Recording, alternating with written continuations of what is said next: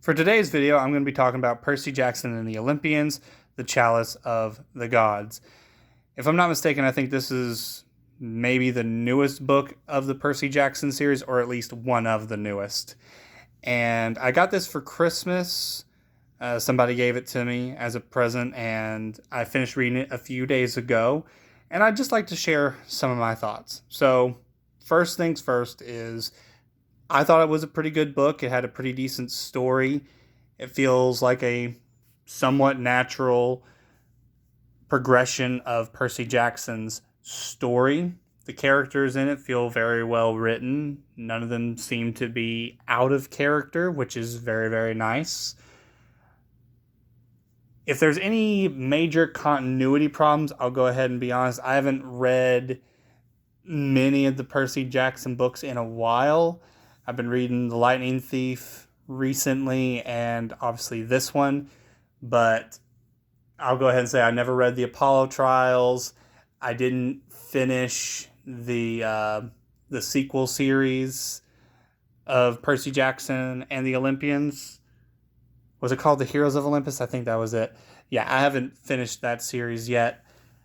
I haven't finished that one at all. But I will go ahead and say for those, if you're somebody who has not read Percy Jackson in a while, I feel like you can read this book and still appreciate it and enjoy it, because I didn't feel completely, out of place. I didn't feel like, man, I missed a whole lot of story. So, that's nice. I'll go ahead and say I am somebody that if I'm reading or watching something and there's, more content beforehand, there is a little part of me that doesn't like having to do a whole lot of homework, So I feel like this series kind of brings you up to speed pretty quickly. So, to give kind of the briefest synopsis, basically, Percy Jackson, he's in his last year of high school and he's considering going to college, and there is this Greek college for obviously demigods that he really wants to get into. I think it's called New Rome University. He really wants to get in there, but unfortunately he has to get recommendation letters. So he has to, and to get his recommendation letters, he has to complete quests. So book one is the first quest, the Chalice of the Gods. One of the gods, who's the cupbearer of Olympus, he's lost his chalice. It's very important. Percy Jackson has to find who stole it and get it back. So to a certain extent, it's not too out of line. It's not out of line at all with how Percy Jackson and the Olympians kind of goes. It's like, hey, something, first book, lightning bolt is stolen. They need Percy to go get it back. So there's that. One thing I'd like to point out that I particularly enjoyed is I liked Percy and Annabeth's relationship. Spoiler if you're someone who hasn't even finished the first series. But I remember when I was reading The Lost Hero years and years ago, and I didn't really like Annabeth in that one. Because something I've noticed with some stories is that when characters have not gotten into their, predestined pairings by the author, they're okay characters. They're quite fleshed out and they're fun and they're very independent. But then when they become a couple, they become very codependent and they're just not as fun for me. Again, for me. Some people might enjoy them, but I just don't sometimes. And Annabeth was definitely one of those that in that first book, she was so obsessed with Percy, which Percy had gone missing. So, I understand why she was obsessed, but at the same time, there is a part that felt like she was missing something, like, something was wrong with her. But good thing is she's a very well fleshed out character in this. She feels like a more grown up version of the Annabeth of old, at least to me. So I like that. That was definitely something to note. Other characters, there really isn't much to say. Percy is his usual self. Grover, same. Sally, Percy's mom, seems to be very well written. Her husband, Paul, who I don't even really remember, but he was a nice addition to the cast. So that's really it in terms of the casting, because there's, some god characters, but those are, for this book alone. I'm better just talk about the reoccurring characters, I guess. So I'm going to go into some of my complaints. So before I go into there, just a reminder, the book is good. It's a very light read. If you love Percy Jackson, I don't see why you wouldn't keep reading. But here's some minor complaints.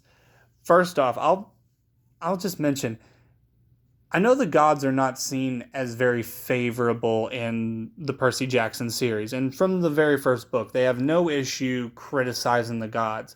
But I was a little shocked at how much disdain Percy had just for pretty much everybody on Olympus.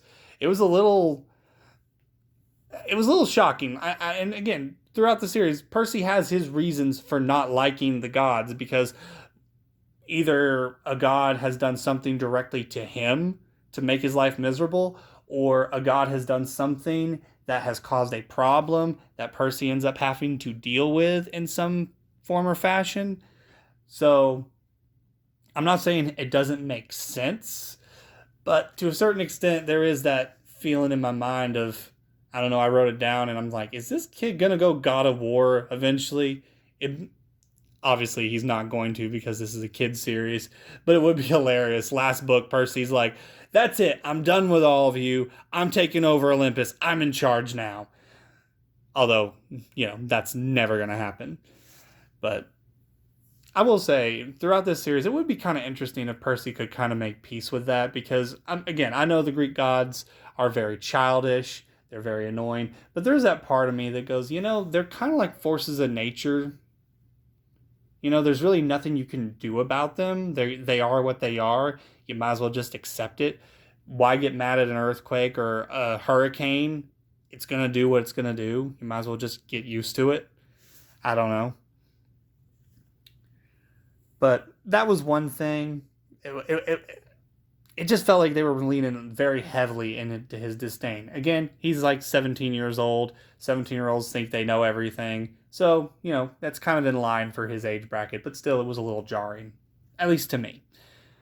Even if it's justified, it still felt like it was being harped on a little bit. My other problem is the stakes. And this is the first of the new series. And I have to say the stakes were extremely low. I'm not saying there wasn't danger. I'm not saying that there wasn't some risk involved, but just the stakes in general were very low. First Percy Jackson book, he has to go find the lightning bolt because if he doesn't, there's going to be a war. Poseidon and Zeus are going to fight it out. Bad things are going to happen. So it's very important. His mom could be dead in that book. He's not entirely sure. She's in the underworld. He has to go save her. The stakes were really, really high. The Lost Hero book, the first book of the next series. The stakes were also pretty high because Percy was gone. He was missing. The characters had to find out what happened to him. Kind of a big deal when your main character's missing. So, the stakes, again, pretty high on those. I don't know about the Apollo trials, so I won't say anything there. But there was no big, if Percy doesn't do this, some massively big problem is going to happen. It was a simple, hey, this god wants his chalice back. If he doesn't get it, something bad's going to happen to that particular god. And I think his name is Ganymede. I probably pronounced that wrong. But, again, very low stakes, It almost would be the equivalent of Zeus saying, if the first book was like, Zeus is like, hey, Percy, you need to go find my lightning bolt. Why, Zeus? If you don't, I'm going to be really embarrassed in front of your dad. Please find it for me. That just would have been such low stakes. From what I could see, there was no hint in this book of a greater evil that was on the rise, like how the first book does with Kronos, setting that up for the rest of the series. The only real setup we have is Percy's trying to get into college. That's it. But then my question is, and what else? What else? Following up with that idea, one element of it that is good and bad of this story is it's very clear at this point that Percy has gotten a handle on being a hero and dealing with, the crazy shenanigans of the gods. And that's a good thing because, this isn't Percy's first rodeo, so he shouldn't be acting like everything is the end of the world, At this point, he should kind of be used to this by now. But at the same time, if the series isn't very careful, it's going to be very mundane. It's like, oh, here's Percy going to save the world again. Nothing really big is in the balance. Which, I mean, if you start your series out that way, just the misadventures of Percy Jackson, demigod, you can, I feel like, get away with that a little bit better than a series that starts off with, wars that could end the world as we know it.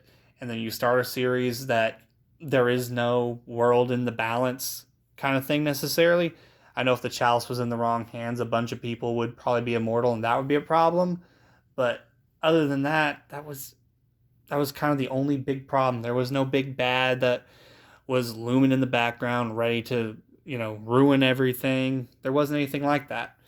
So again, that to me kind of makes it feel like a mixed bag. I don't want this series to become stale. I'll go ahead and say that. I hope it doesn't. But that's my thoughts on this book. Thank you if you've made it to this far in the video. I appreciate it. God bless you. Hope you have a good rest of your day. And if you want to read this book, I recommend it. It's a fun read.